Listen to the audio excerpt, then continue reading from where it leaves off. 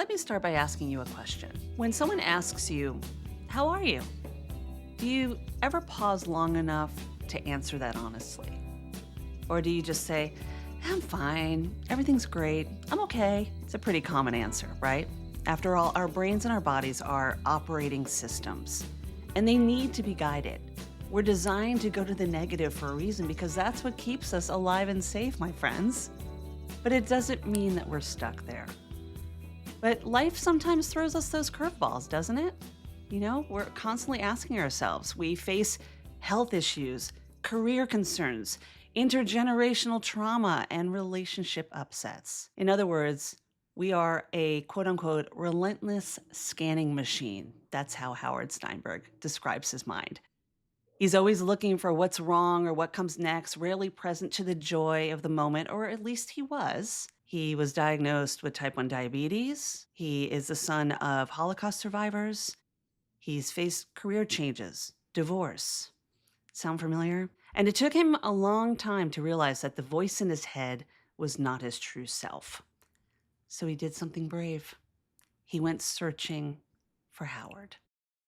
And that journey from busy brain to loving heart is the heart of his new book, Confessions of a Problem Seeker. And today, we're talking about what happens when you stop running on autopilot and start listening and going inward, discovering the real change that doesn't come from fixing yourself because you are not broken. It comes from remembering who you are.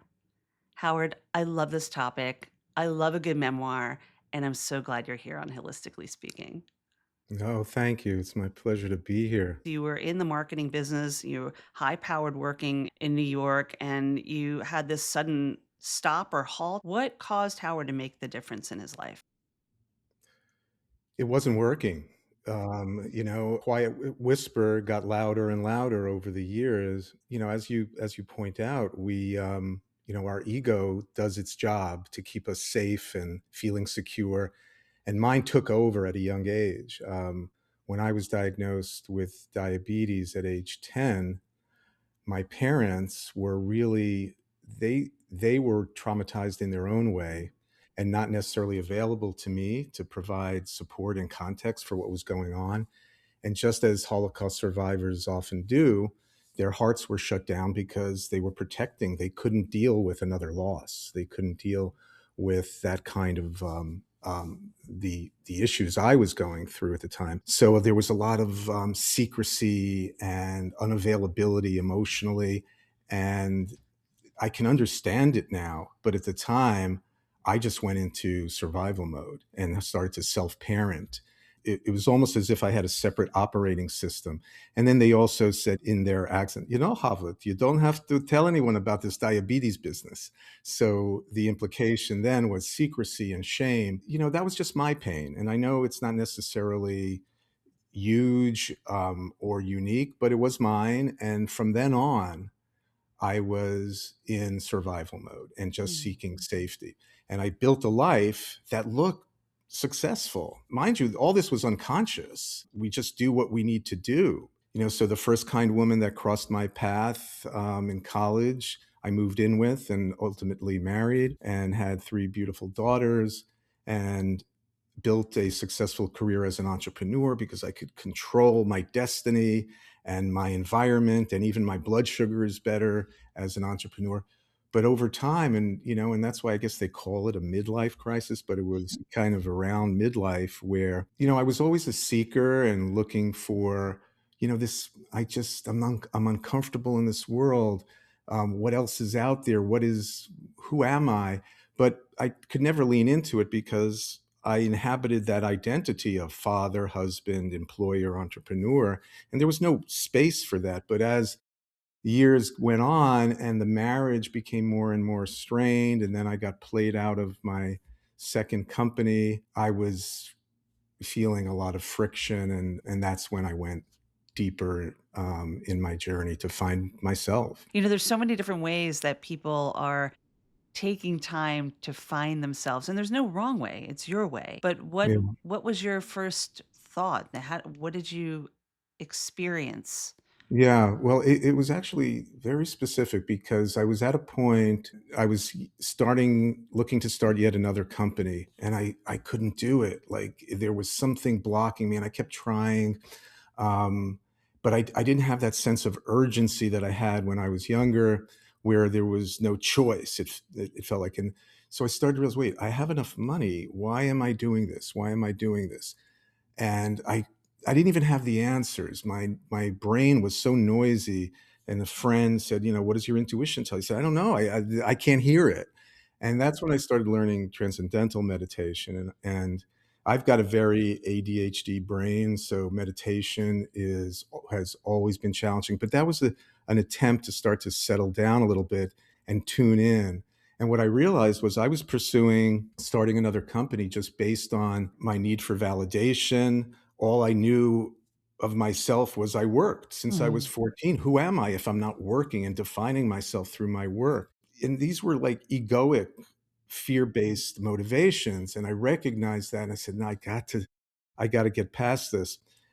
And you ask like what modalities, what systems, what solutions did I seek? So, you know, I did the traditional psychodynamic thing for so many years, talk therapy, psychiatrists prescribed different medicines, none of which were very effective. Talk therapy, like as I look back at it, it seemed like just a repetitive loop of coming in with whatever with my complaints, you know, like and like wanting to check boxes. Let's talk about my marriage, let's talk about my frustrations at work, let's talk about that, and it never truly resolved anything. Divorce triggered a really deep, I mean, I moved in with my ex-wife before my 18th birthday, and we were together forever, and we were true partners. We functioned very well as a team, but it fatigued, and it was really hard for both of us to acknowledge that it's time. And as I looked around, that's when I moved from the Connecticut suburbs, where I started companies, where we raised children and owned homes, and to the city. I know what my issues are. I'm very conscious of them and control. I have a very strong controller protector part that's in me. It's not thoughtful. It's not in my mind. It's in my nervous system because that was born in a time, you know, at a very impressionable time at 10, 11 years old when you're forming, you know, your adult identity and personality. And it, and so how do I undo that? How do I get to that? So one thing led to another. I found this amazing spiritual therapist in the city who's 86 years old at the time, and Anne was so wise and so gifted, and she would just gently nudge me in the direction of the spiritual and say, and okay, Howard, like let's drop down from that beautiful brain of yours and let's try to feel. And it was like it was almost a foreign sensation to me to shut just to turn that off for seconds and try to feel into things, and emotions started to come up more and more. And Anne also referred me to some great teachers like Ram Dass and Eckhart Tolle, which just blew my mind that there's another way to navigate life, to operate in this world, that is there's something bigger, both out there and in here, and we're not necessarily the identity that we inhabit. And then, in the third leg to my process, if you will, was pursuit of psychedelic medicine as a treatment, and scary as hell for me because someone with type 1 diabetes, it was very important for me to feel my body. So I never like tripped in college, because I need to know where I stand. I had such fear of having a low blood sugar episode or something else. So I did it with deliberation and found a shaman in New York, and I got started. And there are many different episodes and scenes in my psychedelic journey, but ultimately, it softened me. It opened my heart, and particularly ayahuasca showed me wounds that I was aware of, but I really didn't have awareness of the depth and texture of those wounds, which, and you can't heal wounds unless you know they're there. Right. And also just understanding that what's happened to you is not happening. And then knowing that you can change the brain and create neural pathways. And, that beautiful amygdala of ours, again, does not know time or space. So we have to remind her that she's okay, she's safe, she's not fighting the saber-toothed tiger. So finding different ways that meet your needs, and those are beautiful ways. I love that you shared that even by doing the ayahuasca and going into psychedelics, you were still very in tune to listen, I have a medical concern that I need to take into consideration. And it wasn't just like fix me, do whatever you have to do. You were very clear minded about being a diabetic from the age of 10 years old and honoring it and working with it and managing it with something that might be foreign to so many people as much as it's possible to make a change. Jumping into something without having more research and knowledge and just being aware is really important, so Yeah. that's quite a journey. It's quite a journey. I do want to go back to something you did say, when you found out you were diabetic and having parents who came over here faced atrocities in the Holocaust. What do you feel as what do you think as a child going through that? Why would the reason be not to want to talk about it? Why was it seen as a shame, do you think, in the eyes of your The parents? diabetes? Yeah. Yeah. Well, I'll tell you just one anecdote that kind of helps describe or the complexity of the situation. Clearly, they were overwhelmed by this news, and back then, Yeah. type 1 diabetes wasn't as common as it is. There were no Facebook groups or Google to look up details about it. They were kind of on their own. So my mother came home when she got the news at my dad's butcher shop that and didn't tell me anything. Said we got to go to the hospital. And this is how, like, there's so many examples of how they operated with secrecy, because there were, their traumas where they're looking over their shoulder. They don't know where danger is going to come from. Then I got, my trauma, which also I didn't know where danger was going to come from. Low blood sugars, high blood sugars, things, insidious things, rapid things, all these challenges. So the first night I was in the hospital, I didn't know why I was there, and they're pumping me full of insulin, but and I'm not aware of this. So the first night I started having these symptoms and I'm shivering and shaking, and I didn't know what they were, and I was scared, but I was also very shy and insecure, so I didn't press a call button, and somehow I weathered through that overnight. And then, when the scrum of interns and doctors and nurses were at the foot of my bed the next morning, yeah, I had these symptoms, I felt this. Oh, you have to tell us next time that happens. I said, oh, okay.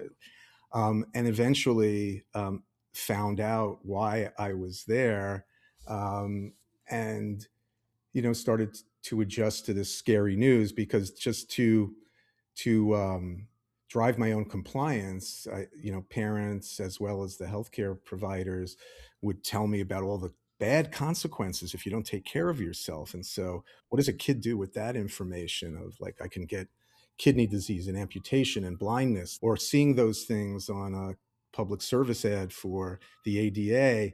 I, you know, um, Thank God now, kids are much more, we're all better equipped to help kids process through this, and there's so much technology. Their interest for me was to somehow lead a safe life. And if I was public about my diabetes, I'd be tainted, I'd be damaged, I'd be less desirable. So, like a scarlet letter. And so it's in their parochial view, that was appropriate advice. They were never thinking about the emotional, psychological consequences of this or their actions. I got love, particularly from my mom, in the form of care and smothering care. And there's a lot of stories in the book that are comical. They weren't at the time, where she didn't care. She was doing the right thing to protect me, and to serve her own emotional stress. She couldn't control herself to say, I'm going to back off and let him grow and make his own mistakes or whatever. No, she's going to throw herself on a hand grenade, to protect me. I love her for it, but boy, did it create a tension in me of, at the same, on the one hand, unconsciously wanting to ease her pain, which was, so she was the only survivor from her family of the Holocaust. So, of course the woman was traumatized, but again, not something I felt consciously, but unconsciously there was like a need to ease her pain. and at the same time push her away because from that smothering, overprotective, overprotection. Yeah, she made a choice to pour into family and love and nurturing when that was such a void in her own life with what she went through, very common distraction, Yeah, right? yeah. And meant well, obviously, and, doing the best with the tools you have, especially when you face such unbelievable trauma. And I do wanna mention, you did say you mentioned this in your book, you have a lot of stories about this in your book, which is Confessions of a Problem Seeker. We're gonna put all of that in the notes of this podcast so that you can grab Howard's book. To go back to mom and to dad, that is intergenerational trauma, and we feel a lot of what is unresolved and worked through with our parents or grandparents or whatnot. What do you think your biggest lesson is from having parents who survived the Holocaust? There's no escaping there's no escaping generational trauma. Um, there's this line I love is there wouldn't be psychiatrists if there weren't parents. Um, because That's and great. and and Gabor Mate says, everything happens in childhood, and it does. So, and now I could look back soberly, in retrospect with, what happened to me, and see it, vividly, but they're just humans trying to do their best raising children, and I'm not able to go a generation back because I didn't have grandparents or even aunts and uncles, they were all exterminated. But, it would be interesting to see what my parents inherited from their parents, but the trauma is so real, and while I promised myself I'm gonna be a different kind of dad, I repeated a lot of their behaviors, or I rebelled against them so dramatically that it affected me in other ways. But there's no escaping it. There's no escaping it. We may think we are, but, it affects us. And the interesting thing about the Holocaust, and it's like a whole separate subject, Mhm. was when I was young, and even as an adult, I kind of put it away. I just dismissed their experiences as they're older immigrants from another place, from the old country, and I don't really want to know about it. And they didn't talk about the Holocaust, but there was a darkness. There was kind of an absence of joy was not to be trusted. Like there was this darkness. But I realize now, like it's so crazy. I can see if I watch, if there's some programming on television about the Holocaust, I will go start crying so deeply. And there is something buried in me, deep in me, that I feel the experiences of their generation. I was at a retreat. I did internal family systems retreat. Dick Schwartz, the founder of IFS, is brilliant and was kind enough to provide praise of my book. There was just this morning session about exiled parts and intergenerational trauma, and someone started talking about the Holocaust, and I got up to express my experience, and I got so emotional, I could not something's there, and it's probably still there's still a lot of resistance, but I'm gonna get after that. It'll emerge, and I'll get better understanding for it, but we feel things. We so underestimate what's trapped in our body and our nervous system, that affects, how we function every minute of every day. The fact that you said, "I'm gonna get after that and that you're gonna work on it," is really beautiful because, look, the first step to any change is an awareness that a change needs to happen, or you want it to happen. Not a need, but more of a want and a desire to live your full self. And you've been doing so much work. It speaks so much for the growth. When you look back at yourself 10, 20 years and you see where you are now, what does Howard see? Mm. Like, what would Howard say to himself? Say bravo, you know? What the younger self would still to the older, looking, if I could look ahead back then. Mhm. Yeah, Mhm. well, your question triggers in me because a lot of my work And some things that emerged through ayahuasca is discovering my inner child and building a relationship with him. And I go back there all the time. If I'm doing any meditation or somatic therapy, I connect with him. And there's a story in the book about a moment in an ayahuasca ceremony where that it was a soul retrieval. It was that soul connection. And interestingly enough, as I continued to do my work, an older version of my inner child emerged, and it felt like growth. It felt like the little boy is healing, and the adolescent energy is there now, because it was all arrested development for me. Like, I just didn't address these things appropriately when I was young. So, and then aging and, like, getting into midlife and spinning plates and juggling balls and trying to be a good dad and a good husband and a successful business operator, but with something missing. Looking ahead, I'd say, good thing, Howard. You're finding yourself. You're finding yourself, and the journey continues. It's a forever unfolding. It's a forever unfolding. I still have all the issues, but I'm friends with them. Oh, I love Yeah, that. I still have all the issues, but I'm friends with them. And really, that's what it's about. We're always on an ever changing journey of growth. We don't get to a point where it's like, I'm good, you know? And if you get to that point and you feel good about life, it doesn't mean there's not more learning to do or more growth. Things are always coming out, as you said, the arrested development, right? That we can always learn something new, even from the if we want traumas, to. if we But want so many to. don't, right? Yes. Like, So many don't. most of the population, gets by with coping in default mode, Yeah.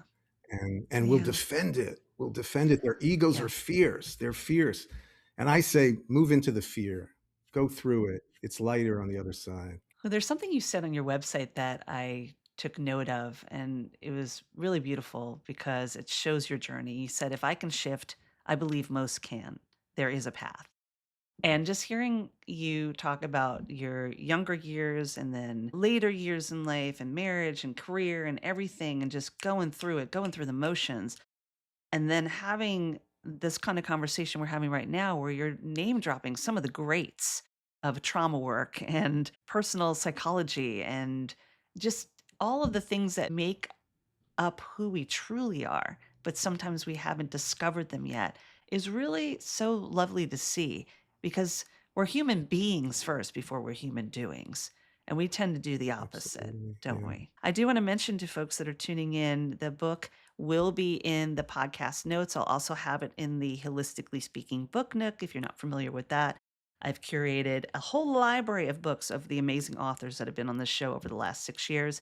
Confessions of a Problem Seeker by Howard Steinberg. So excited to add this to the collection. And of course, you can grab this book at any time. If you've found that this episode has touch moved and inspired you in any way, leave a comment, leave your thoughtful response. Let us know wherever you are tuning in, whether it's on Apple Podcasts, Spotify, or even on YouTube, how this conversation is resonating with you. And of course, pay it forward. Share it with somebody who might find it valuable because that's what Holistically Speaking is. It is a masterclass of conversations of health, healing, and humor, and how to be a happy, healthy grown up. So I want to dive in a little bit with the time we have, and I'm just being mindful of the time. What will people get, or what are your hopes that people will take from your book, Hmm.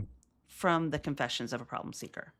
I think one is, don't run away. Don't run away from the pain. One thing I realized in these, when I really dug in the past, 7 or 8 years, when I really had to sit in solitude, because we often use relationships to feel better or to treat our own traumas. After divorce, my kids are grown up.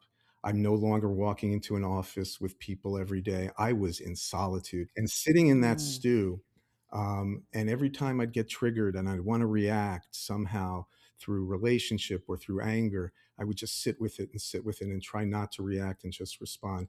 And so, my message is, don't be afraid to sit in the soup. It's dark for a while, but then it gets lighter. And then the light is brighter when it does come out, and the darkness is shorter, and it's like it's just muscle memory. It's just like, as you know, as you're talking about neuroplasticity, your brain starts to adapt to a different way of operating. So that's one message I share with your listeners, and the others is like it's intimacy. It's with self. It's like love yourself, be kind to yourself.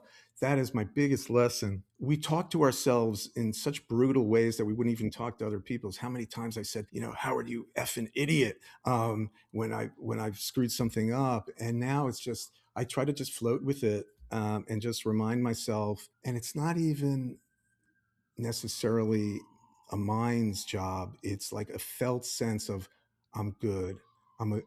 My goodness is there. I can feel it, and I can love who I am, all the parts of me. We're all lovable. My first thought is, while you're saying this, and I completely feel everything you're putting out right now, because it is energy and it's frequency, and to align with the same kind of energy and frequency is amazing.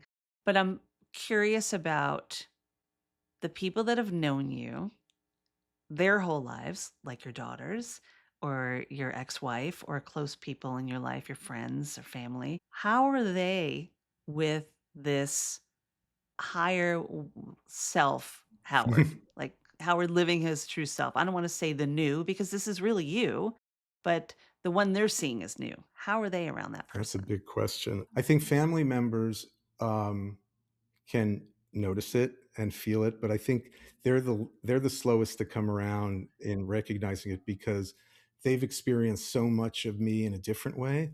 I remember I was with my daughters over a holiday, and I said something wrong, um, um, to actually not to one of them, but her boyfriend, and she was upset about it, and I apologized appropriately. But what I said, it's not necessarily about what I just said. It's what I said when you were 5 or 7 or 3 that this feels like. So it's still my job not to say that, and not to trigger. But if we just approach our relationships with recognition that we're responding often from a wounded place, from something that happened to us as children, and they are triggering us from a wounded place and something that happened to them as children. And since so none of this is real, it's just purely reactive. Protection mode. Yeah, Yeah. protection. Exactly. Yeah. Thank you. So, but friends have commented, yeah, I'm different, I'm lighter. But I also jettisoned a lot of old relationships that were more superficial or just, business relationships. So, a lot of new relationships have emerged in my, new life, my new chapter. It's fun to watch them recognize that in me. Yeah.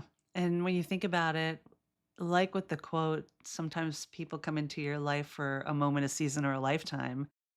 It's having the ability to say, "This is served. It's time." Yeah. I'm where I am. I'm in a different level, and that's okay too. You know, Absolutely, yeah. yeah, And that that's that great. was an important letting go for me, and it's still happening, is just, the art of not giving a, Mm. um or if you could curse on your yeah, but We'll get the yeah, explicit rating yeah, if you drop the f bomb. yeah, I care so much less of what anyone thinks of me, Hmm. and it's all a function is if you're good with yourself, then you don't give a shit. Hmm. Yeah, Um, yeah. and I gave too many of those in the past. I wanted to be validated. I wanted to be liked. I remember that was one question I was asked, like, "What's one thing about you?" And I was gonna ask you this too, because I mean, I have a program called the Hug It Out Method, which is in the healing, we have humor, understanding, and gratitude. There's always humor, even in the situations that seem devastating and upsetting. At some point later, they're not as bad as they were, or we've learned how to deal with them. And then the understanding is knowing who you are and how you're showing up in the world. From what I'm hearing from you, and let me know if I'm correct on this one, would the understanding be that it's less about people needing to understand you or agree with you? Yeah, that's how I view myself. Is like I just am. I'm good enough. I love. That's where I live. That's where I try to be, in my heart, not my head. And so whatever they can they can take me as I am, or they can have their own perspectives and opinions, and it doesn't affect me. don't get me wrong. I can be impatient and my defensiveness shows up sometimes, but also I can just witness myself not caring. It's really so glorious to just be there, or as Ramda, be there now. Be there now. That's right. So, with the time we have, I would love to play a little game with you. I do this with all of my guests on Holistically Speaking. It's called the Brain Candy Game. It's a rapid fire game. Basically, what I do is I throw out one word you have said, and you come back with the first word that comes to mind, just to see how Howard's brain is thinking. This brain, right now, in this moment. Okay. Maybe he'll go back to 10-year-old. I don't know. Okay. So, you ready? Sure. Okay, here we go. Psychedelics, Opening. diabetes, Burden. damaged, Not me. Holocaust, Sad. midlife, Challenging. shame, Worthless. transcendental meditation, Hard. trauma, Sad. confessions, Honesty. love, Truth. joy. Elusive. The reason why I ended with joy is because I wrote down a quote that you said during this conversation. You said that joy wasn't to be trusted. Do you think joy is trusted now? More, but I still get stuck. It's hard for me because so much of how I operated my response to the world was control, keep my world small, stay in my comfort zone. So I have to force myself out a lot. But now I witness that struggle. Why can't I be present to this joy in this moment? And I have techniques to relax into it. So it's more frequent, but it's still there because the default operating system is in our nervous system is still there. We have to work with it, manage it, remind it that, we're kind of the mechanics of the mind. Yeah. Really a pleasure having this conversation with you. Is there anything you'd like to share with Holistically Speaking's audience? No, I think you've covered a lot, Hilary, and I really appreciate it. I would just say to your audience again, just love yourself. Love yourself. We're all good. All is well. Yeah. All is well, my friends. All is well. Okay, well, you can get in touch with Howard and grab his memoir, Confessions of a Problem Seeker, My Lifetime Journey from Busy Brain to Loving Heart. It is in the Holistically Speaking Book Nook library or in the notes of this podcast episode. And if you're looking for new possibilities and ways to heal and hug it out with yourself, havening is the future of holistic mental health, and I'd be honored to guide you. You can find out more about my havening happy hours, my intro to havenings, or even my trainings and certifications in the notes of this podcast. Or if you're interested in working together, I'd love to have a conversation. Everything you need is in the podcast notes or on my website at hilaryrusso.com.